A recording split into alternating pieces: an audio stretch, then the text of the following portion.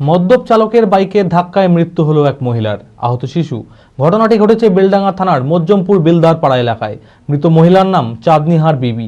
জানা গিয়েছে, রাস্তার পাশে দাঁড়িয়ে থাকা ওই মহিলা ও তার নাতিকে মোটর বাইকটি ধাক্কা মারে।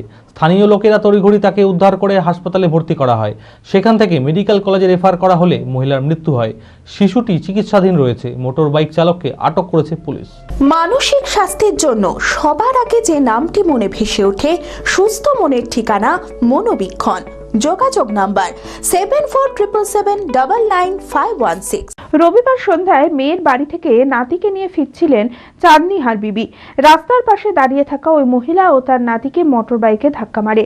বাইক চালক ও আরোহী মদ্যপ অবস্থায় ছিল। স্থানীয় লোকেরা তড়িঘড়ি উদ্ধার করে স্থানীয় হাসপাতালে ভর্তি করে। সেখান থেকে মুর্শিদাবাদ মেডিকেল কলেজ ও হাসপাতালে রেফার করা হলে মহিলার মৃত্যু হয়। শিশুটি চিকিৎসাধীন রয়েছে। মোটর বাইক চালককে আটক করেছে পুলিশ।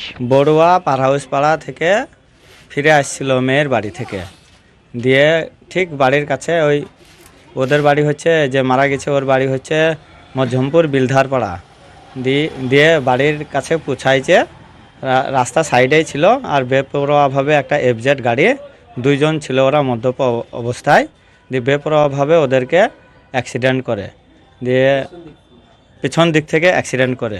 দিয়ে এবার লোকজন রানিং রাস্তা, লোকজন একসঙ্গে তখন তাড়াহুড়ো করে হসপিটাল আনে, সঙ্গে সঙ্গে ট্রান্সফার করে দুটোকেই। দিয়ে ট্রান্সফার করে, এবার এই অ্যাম্বুলেন্সে ট্রান্সফার করে, অ্যাম্বুলেন্সে আনতে আনতে রোডেই বাচ্চাটার দাদি মারা যায়। আর বাচ্চাটা এখন হসপিটালে রানিং ভর্তি আছে।